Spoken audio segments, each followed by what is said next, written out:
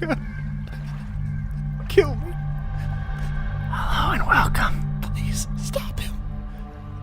to Fanboy Explosion. Got him.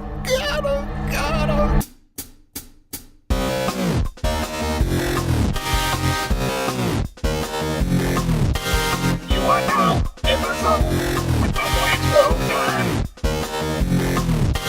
Listening to the words of Fanboy Explosion. A podcast of awesomeness. A chance to grow your mind. Your fingers on a blade. Fanboy Explosion. Hello and welcome to another edition of the Fanboy Explosion podcast. I'm Cameron Cook, And I'm Seth Turner.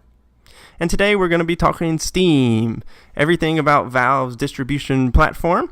We have a lot of thoughts on the matter. Many Now, thoughts. Seth. Oh, what were you saying?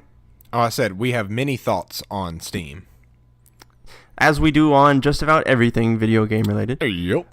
Now, you've actually been on Steam since it started. Like day one, you were on Steam, which I don't think a whole lot of people can say. So what was that like? So, yes, I don't know necessarily day one, but I've been around since Steam was in its very, very early infancy. I remember playing Counter-Strike back when it was a mod. I remember playing Team Fortress Classic back when it was a mod. And that's basically what Steam started as. It was a mod management tool. When Half-Life came out, everyone started making mods for it, and Steam was created as kind of a really server browser. Is mainly that was its main function, was allow you to find games within each of the mods, and that's where it's set for a really, really, really long time. You really didn't see very many updates to it. You would just mainly use it to get to the game that you needed to. Over the years, like, if you think about what Steam is now, it's a totally different ball game. But early on, it was something that you really more or less just you didn't even know. Like, Steam wasn't even a thing. Like, you didn't even think about it as being its own thing. It was just the gateway to get to what you wanted to. And for many years, I remember using it purely as a server browser. But as time went by, I think Steam began to grow, especially after Valve started to acquire these mods. So like they brought Team Fortress Classic in, they brought Counter-Strike in, And Day of Defeat. yeah, and Day of Defeat, yes. Our favorite game. Yes, Day of Defeat. one of the top games ever of all time.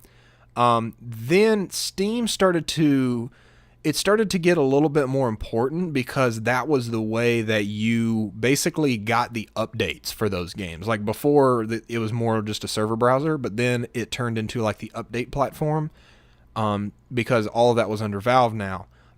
So that was really the early days of Steam. Now, what year was this? Oh, this would have been early 2000s. Like 2000. When did I mean, Half-Life originally, I believe, came out around 1990. 98 was Half-Life. Yeah, 98. So Steam would have been shortly after that. Probably 99. I remember I got my first computer when I was 8 years old, and that was right around the time Half-Life came out. So that's when I kind of got on board with that. And so I remember that being one of the very first installs that I made after Half-Life. So yeah, it was probably I think it was probably early 2000 something. Yeah, maybe. that was around that time. But yeah, I mean, it sat like that for a really long time. I would say 3-4 years. Steam was just a game manager. That's really all it was. It was a kind of, I don't know if you remember Game Spy, but that's, was basically... Yeah, they're not around anymore. They're not around anymore, but you'll see why, what separated Steam from that. But yeah, it was basically just a front end and access to those games. But all that changed in 2006, because Valve did a move that at the time people were really upset with. But they basically, when they released Half-Life 2, it was probably one of the most anticipated games of that year. But in order to play Half-Life 2, you had to install Steam. And the reason for that was because of the consistent updates they would be pushing out to, because that was also when the Source engine rolled out, and Half-Life 2 is more or less the showcase for the Source engine. So they were wanting to continuously update the Source engine. So Steam was the platform they were going to use that. People were very upset because they felt like that bloatware was being shoved down their throat. Oh, totally. I mean, I understand that. If something like that came out today, freaking Origin, like, I hate Origin. I hate when I have to install Uplay. I hate all of those, like, peripheral things that sometimes games make you install to unlock content and stuff like that. So I can imagine how, like, mad people were about that. But what was the payoff? Yeah, so you started to see frequent updates. But it was around this time where now Steam was a user base of millions. Like, people were bought it, like, whether you like it or not. Because they forced everyone. Yeah, they forced you with to get Half-Life. it. Yeah. So now AAA developers were looking at this as a means of getting their game out. And this was probably around the time where most people started to come on board and start to see Steam as what it is today. Because you started to see a storefront. People would sell their games via it. You would get all of the necessary downloads, all the DirectX updates and all of that would just come like packaged, like you wouldn't have to do any extra work like you used to have to do. And that's why in 2006 onward, Steam just started rampant growth. And I think that was probably around the time that's when you got into it, right? Yeah, I think I got into it about 2009. Okay, so yeah, a little bit after that. So yeah, and I honestly can't even remember why. I think it was because honestly, you and another friend of ours, Doug, you guys were always playing PC, and I think you just like convinced me, or I wanted to play. Maybe it was like Team Fortress 2 or something. I honestly don't remember. Yeah, I installed it, and huge deal for that as well. I know like one of the first games I got Day of Defeat Source, and I got Team Fortress 2, and those were two of the very first Steam games I had, and that was when TF2, you had to buy TF2, it wasn't free to play. So yeah, that's when I jumped on board, I guess once Steam was very already in this kind of the storefront iteration of the platform. So that's almost kind of like, so there's kind of distinct phases. It was like Steam starts as just a Valve platform, as just a Valve game server browser to manage Valve games. Mm-hmm. And then it looks like it opened up, it had some big name titles. And now if you look at it today, it's almost more, there are still the big name games on there, but it's almost just more like of an indie haven. Oh yeah. Almost more than anything else. That's a really big change over not that long of a time period, honestly, like 10 years, maybe? Yeah, coming up on a year, it'll be 10 years from the launch of Half-Life 2, and you're right, that is, I think in 10 years they have done what most game developers of consoles, have not been able to do in the 20, 30 years they've been around. I'm talking specifically like with Nintendo and Sony, PlayStation, all of these that have been around for a really long time. Valve has somehow defied all odds and done that. I think a lot of the reason that they are so successful, and tell me if you agree, but the Steam sales were something that I think drew a lot of people in, and I would argue saying that when the earlier question of what brought you to Steam, I think when you see some of the prices on the games, you kind of you're like, oh my god, like I can't believe I can get these games for this cheap. That's what a lot of people came to Steam for. And would that have been similar for you? It might. I just can't remember, but you're right. Steam sales, every one, like the summer sale, the winter sale, they're always these big events. It's these big gaming events. Just everyone is like, oh, prepare your wallets. Yeah. It's going to be bad because you're going to be buying so many games that you didn't know you wanted, but they're so cheap that you can't resist. And I know I've told several people who, they play games, but they're not super, hardcore, I guess is what you would say. Yeah, man, get Steam. It's free. They have sales all the time. You can grab some really cool games for pretty cheap, and they have like free weekends and stuff. It's like, even if you don't use it a lot, you should definitely sign up and try it out.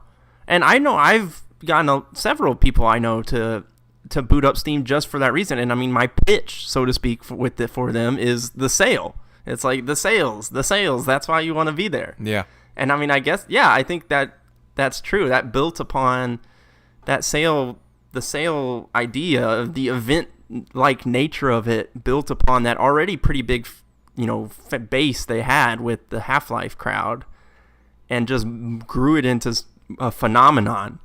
Really? Yeah, I mean, they dominate the PC market, the PC gaming market, and when you look at Steam now, you were talking about earlier that it's become a haven for smaller indie developers. They see this juggernaut of a customer base that's already part of this community, and community is a key word here because Steam it's transcended its initial creation purpose. Like, it was a program when it started, but now Steam is literally a platform.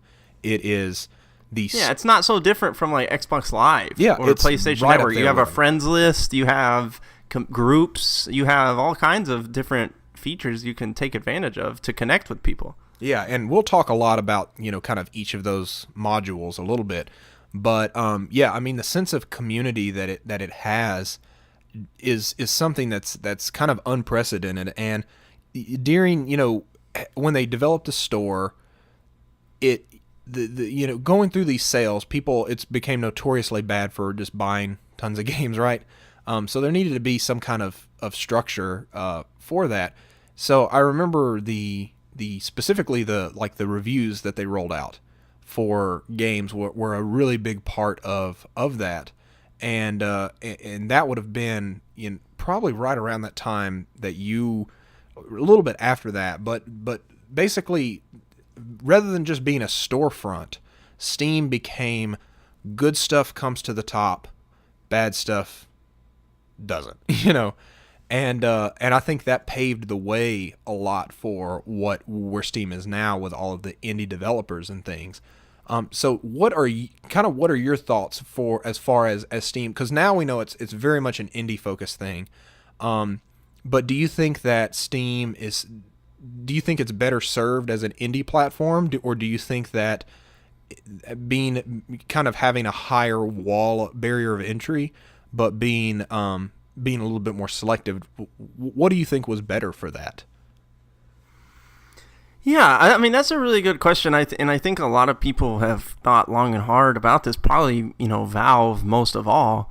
Where do we draw that line between quality control and like who gets into Steam and who doesn't? Because, with all these millions and millions and millions of people, every indie developer wants to get in there. They want to attract some of those customers, and it's the best way for PC players to get games. Straight up, it's the easiest way. Sure, Valve takes a cut, when they sell a game, but just you're getting to such a big audience that every indie developer wants to be on there. Which leads us to Steam Greenlight. Oh, which is basically this. If you're not familiar with it, it's the system by which a lot of the smaller indie games, they get onto Steam. Fans vote for the games. They have to reach like a certain vote threshold before they will be considered to get launched properly on Steam. And then Steam does it and Valve does it in waves where 10 games from Greenlight will hit Steam, every couple months or so. And that's kind of the process they go about. Now, it's probably pretty easy to get those votes. I mean, I'm sure a lot of people struggle, and not necessarily just because their games are bad or for whatever reason, but it's hard to get a lot of votes sometimes. But I feel like if you're savvy, if you have a savvy marketing campaign and you have a product that people do want and there's a base for it, it's gonna get pushed through Greenlight. It's gonna get pushed through Greenlight regardless of. I mean, you don't know the quality because the game is not out yet. Sometimes you can play a game before it actually comes on the Steam. There'll be demos and things of that nature. But so that's how a lot of those games get on there, and then a lot of those games then end up being in early access. Oh yeah, which is another. Here we go. which is tied directly to kind of this idea of quality control, and letting everybody in. All these developers are releasing games that are on early access that you buy them like a normal game. They have a disclaimer that the game's not finished, it's under development, and that development will be, the game will change over time. But some of those games are not ready for early access. Some of those games are barely tech demos, and people are paying $15 for them, thinking that they're going to have a mostly complete game that maybe will be buggier than usual and will get some new features and things of that nature. But in actuality, sometimes it's barely a game at all. It barely runs, it barely functions. There's not almost any content there. And I think that's the problem. I think it's a good idea to be open. I think it's good. Greenlight is good. I think early access, especially for developers, for the fact that they can get paid while people basically play test the game for them, is That's great fantastic. for them. Yeah, that helps them a lot. But the downside is, I think there needs to be some kind of system of measurement for what constitutes early access. So I don't necessarily think there should be like Greenlight should be looked at so much, I guess. And I want Steam to be open, and I think it should be open, and that's obviously worked well for them, having a pretty open platform. But there does need to be some early access needs to be looked at specifically what constitutes an early access game, I think. And that's the only thing I would say about kind of like the walled garden idea of Steam, or whether or not it should be or shouldn't be. I think it should. I think the walls should be down, and I think they've been down.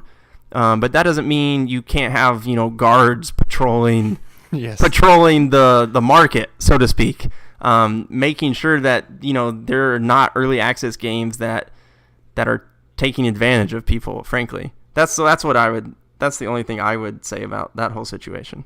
Yeah. But now that I think about that, though, I mean, Steam kind of does have Valve is very hands-off. They don't really jump into these kinds of deals. But it's kind of genius because they've created Steam in the recent updates with user reviews and curators and things of that nature that the community almost does it for them. Yeah, that's exactly. I mean, right? Yeah, like they don't need to do it, I guess, now that I think about it, because the community does it for them. That's exactly the point. The answer to that problem lies in the community. You're 100% right, because you specifically purchased the Stomping Lands, which oh yes, I did. That was a whole debacle, for sure. That's you've been burned a little bit. I think they're kind of. Now I will say in defense of Stomping Land that there's early access titles way worse than Stomping Land. Oh yeah. But a lot of people felt misled. Now Stomping Land it's basically a dinosaur survival game. It was in early access. People bought it under the assumption that there would be frequent updates to it. And a lot of people spent $25, $30 on it, and the developer went quiet. No one knew what was going on. There were no updates for months, and people wanted their money back. And some of them got their money back, and they even got Stomping Land pulled from Steam for a short amount of time because it was not fulfilling its promise. So, yeah. And you mentioned that, and that's actually a pretty interesting scenario. And if you look at Stomping Land now, because of that, it has a ton of negative user reviews, almost as many as the positive. Yeah. So it's got like an overall mixed review. Now, when people are shopping on the store, like when you're looking at the top selling games and you're looking to buy that game, it's very obvious. It says mixed. It says it's not good or bad. It says mixed in like a kind of orange red font. And that makes people stop and go, maybe I don't want this. Mm-hmm. And yeah. I mean, and that's the whole point. That's the safeguard. Yeah, there's a lot of things that Steam does as one of a kind, and this is a perfect example of that. In that, from just a business perspective, you never want to put your buy button anywhere near your user reviews, because user reviews are for the most part notoriously bad for being a little bit slanted in the negative form. but it's just a general rule. However, when you look at a store page on Steam, it's literally you have the first content block is images of the game, and then right next to that is the description and the reviews, right above the buy button. And that takes some serious guts to do that from a marketing perspective. But what you're talking about with these dangers of early access and greenlight, that is the number one most powerful weapon that consumers have, because they can see those reviews. And the reviews are easy. It's thumbs up, thumbs down. You can write a review if you want to, but that's really thumbs up, thumbs down is the thing. Yeah, I mean, some people write really in-depth reviews. Other ones just write really funny reviews. Actually, I think there were so many humorous reviews. Valve actually added a funny review section. Yeah, exactly. To the reviews, which is that's good on them for separating those, because it was kind of confusing. But this game has a breast jiggly slider in the settings. 10 out of 10. Or I know there were tons of great DayZ reviews. It's just I murder man. I flew him out to a desert island and then took his beans. 10 out of 10. Yep. All kinds of goofy stuff like that. But yeah, I mean, I think that really is the solution. And I think Steam has been moving more and more toward, you mentioned that community aspect kind of earlier. And I mean, but there's a ton of other community parts moving in Steam beyond just the reviews. I mean, let me talk about that. There's Steam Workshop, which I know that you've used actually pretty frequently, not as a creator, but just downloading mods and stuff. I want to talk about that because that was something a lot of people think of Team Fortress 2 as the hat simulator, and you're right. There's a lot of hats. There's a lot of there's an economy around that game. User created hats. I mean, people make cold hard cash making this stuff. But what the first my magic moment with Workshop was when I was playing Elder Scrolls Skyrim, Elder Scrolls 5 Skyrim, and it was I had owned the game on Xbox 360. I beat the game on Xbox 360, but when it went on the Steam sale, I said, "Oh, I'll try Skyrim on the PC." I've never tried a game like this on PC since Morrowind, and Morrowind was fun, so let's give it a shot. So I tried it, and I immediately went into the Workshop and started finding all kinds of funny, goofy mods. Like at first, I downloaded the Portal Space Core, mod where basically the Space Core crashes in your game. That was funny. But then I quickly found really useful mods. Like I downloaded one mod that added sounds to the dungeons. So when you were in the dungeons, they were really spooky. There was lots more ambient noise, and you'd hear chains. It was kind of very spooky ambient sound. And all I had to do, usually mods is a deal of downloading the package and going into the game files and replacing things. No, it's literally from the Steam store, you click subscribe. It adds it to your game, and then when you're in the game, you just flip the switch that says turn this mod on. And what's really great is as the game is updated and the mods, may need to change or they may break, and the mod creators update it, those updates are pushed straight to you.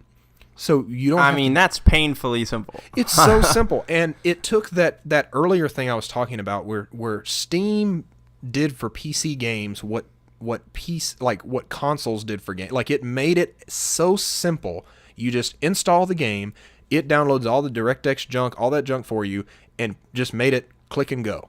And basically, Steam Workshop did the exact same thing, but for mods, which is usually just 800 times worse than installing the game itself. I think that's just absolutely phenomenal. And on top of that, it's the community creating this stuff. It's not DLC. You don't have to pay for these. Some of the hats you do. Well, some of the hats, I mean, yeah, you. But that's a free-to-play game. But yeah, specifically on Skyrim, I had Lord of the Rings weapons. I had I play another game called Natural Selection 2. It's a Natural Selection 2 is a standalone. The Natural Selection 1 was a mod for Half-Life, but you have gun skins in that game that are from the Workshop, and you can get different character models and all kinds of zany stuff, and it's all there. You just subscribe to it, and people update it, and I think that's a really cool thing that nobody else has. I mean, the only other thing you might get close to is skins for Minecraft on the Xbox, and that's you still pay for those, and those are not created by the community. If you look at the skin community on the PC version of that game, it's just way bigger. So no matter how hard you try, the community is always going to be better. And I love how Steam gives the community the tools they need to produce that content for everyone to consume. I think that's just fantastic and phenomenal, and I wish more people would do that. Now, you mentioned Steam made it PC gaming easy, which I find really interesting because Steam's been trying to kind of get into the console market.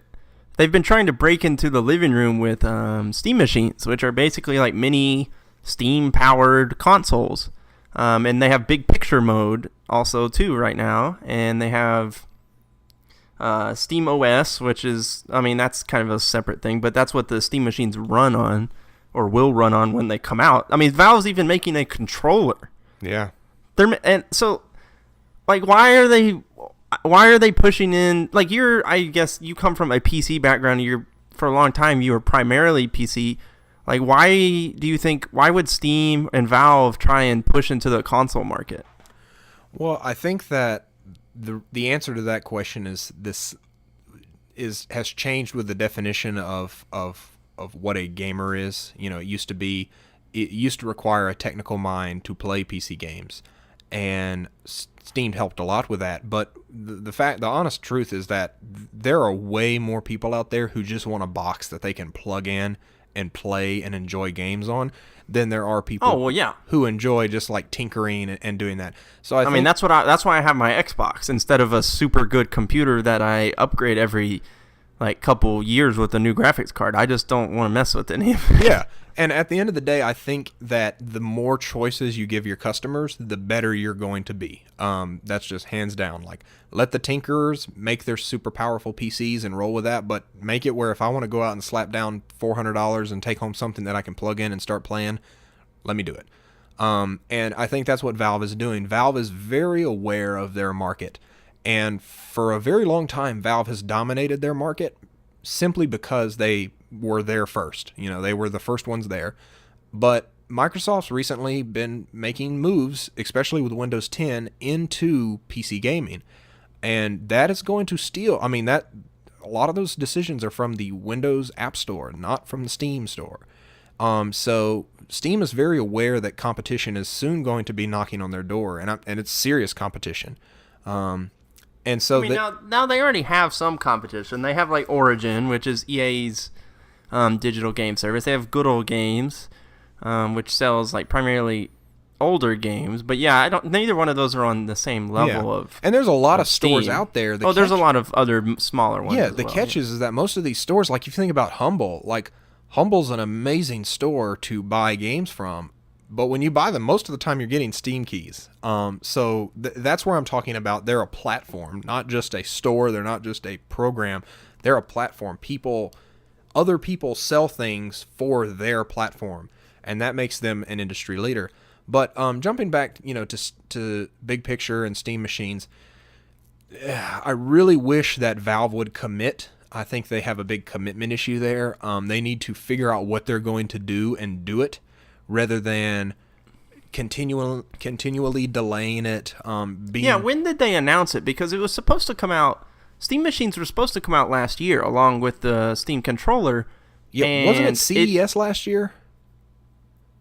I think it was the year before, like 2013. Yeah, 2013. Because I remember they had a big booth with the little piston box.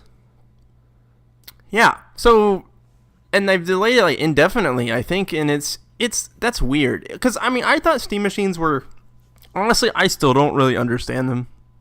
I mean, I know you were very excited when they announced it, but I honestly still don't understand the appeal that much. As a console gamer, I'm like, I already have an Xbox. Why do I need a Steam box or whatever? And that's probably a dumb point of view people will laugh at. But to me, I'm not interested in it almost at all. And so when they announced it, and then it just fizzled out, and they didn't really sell me on it, and then they delayed it, and no one even knows anything about it. It's been quiet on that front for a long time now. It's weird. It's weird for Valve to initially look like they're putting a lot of resources into something, and then just completely go dark with it. Yeah. And that's unlike them, and that worries me. it makes me think that maybe they're not actually so sure of what they're trying to accomplish here. Well, I wouldn't say that it should. I wouldn't say it should worry you. I think that they are very aware. You were right. When the Steam machines were first announced, I was excited because it was the first new thing I had seen in the realm of like PC gaming interface in a long time. That's why I was excited for it. I mean, I'll say the controller looks really cool. Yeah, the controller. If they really can make it interesting. work, it doesn't have joysticks. It has like the little pressure pads. It's different. It's a different kind of controller, but Yeah. that's apparently gone back to the drawing board too. So Well, and specifically, I'm really glad we're having this conversation at this point in time because after seeing what Microsoft, and I'm sorry, no matter what you say, Microsoft is actually the leader of the PC industry because they make PC, like they make the operating system that this thing runs on. And this is one of the reasons why I think Valve and is so cautious of this, because they realize that their bread and butter is their competitor also. But now seeing what Microsoft's plan is for this, I really, really, really hope that Valve is kind of in panic mode, because I think some of the best ideas come out when companies like Valve are under pressure. Valve has a very unique approach to solving problems rather than having like a dedicated creative team per se. They basically pick and choose, one person from over here, one person from over here, and they make these like task force of like 5 to 10 people that solve problems.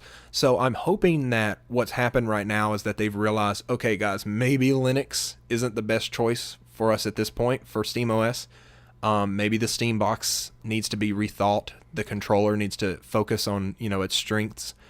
So I'm really hoping that that's the kind of mode they're in right now. No one knows because Valve never says anything. Yeah.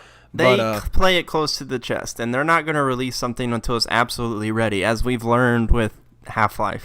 Yeah, poor Half-Life. I think we'll hear something this year about Steam machines, most likely. Yeah, we're either going to this year we are going to hear either Steam machines, like what their vision is, or we're going to get a new or get a new game from Valve, because like you can't go another year and not show us what Steam machines are going to do or release a game, because you've basically gone 2 years without doing either of those. Portal 2 was the last major release, and I love you to death. I grew up on you, but you got to do something.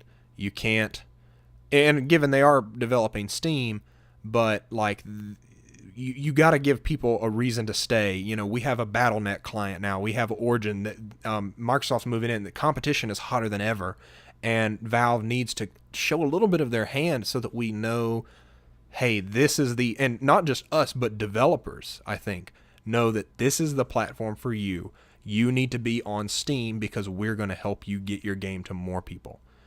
Yeah, and I think a lot of people know that.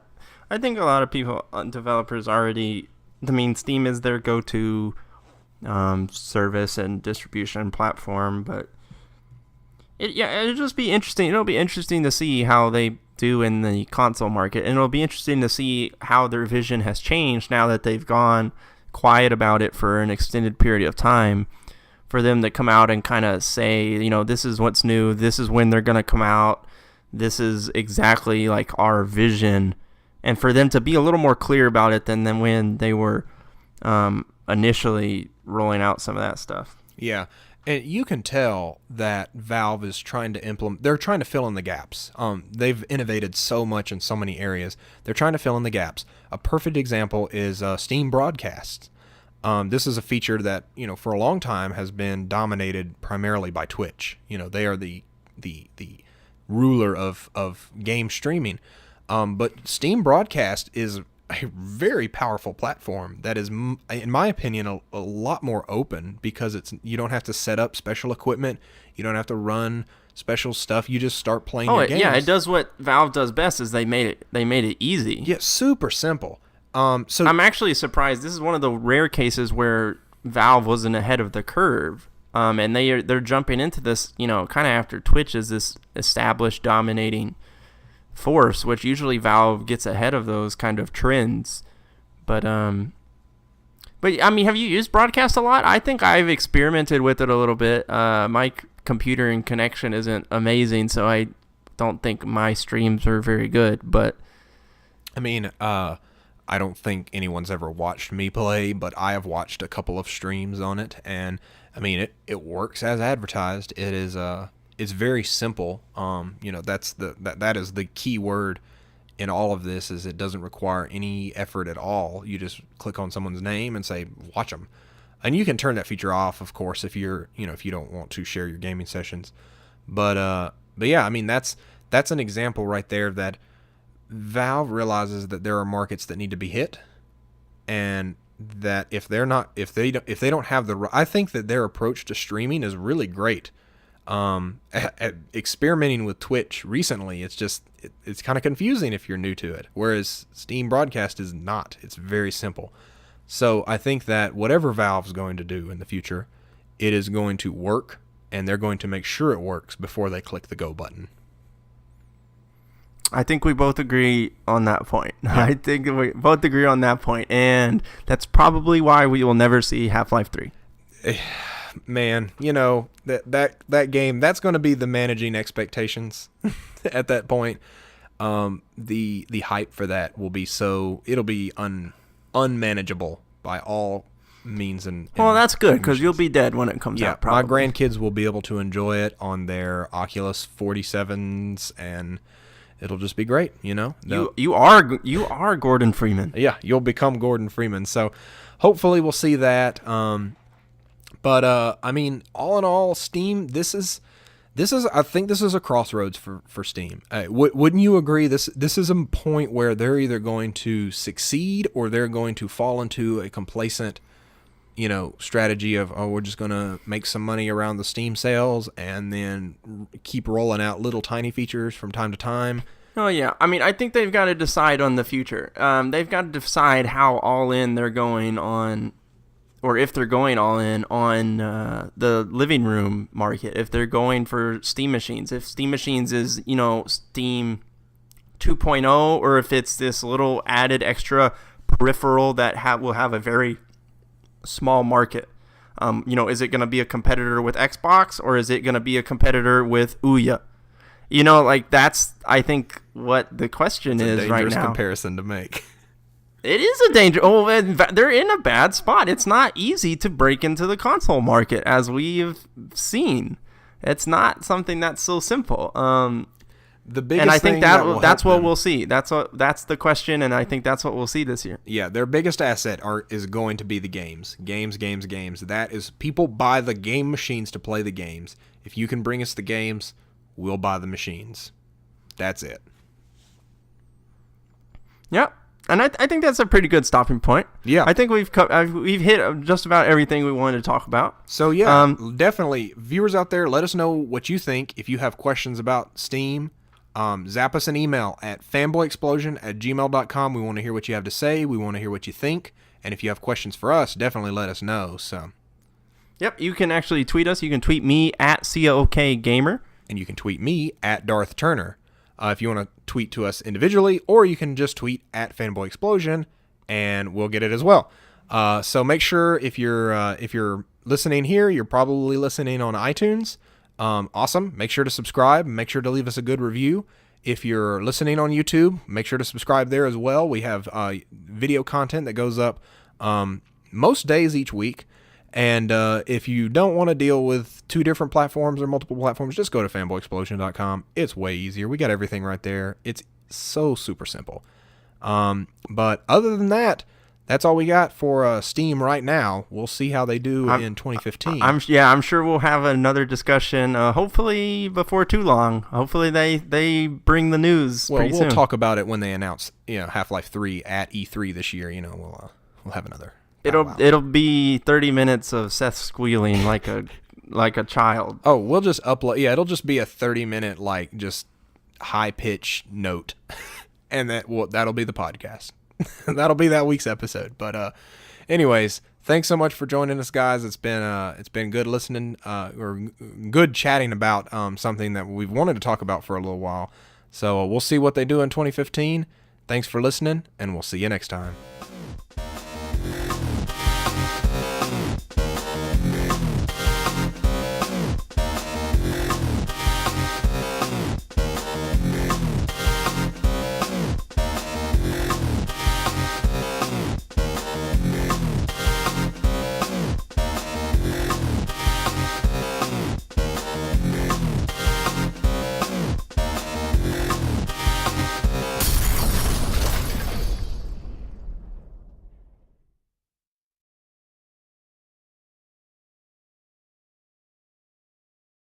Hello and welcome to another edition of the Fanboy Explosion podcast. I'm Cameron Cook. And I'm Seth Turner. And today we're going to talk Steam. Everything about Valve's digital distribution platform. Distribution platform. That's going in the intro. No, not that. Don't do that. Don't do that.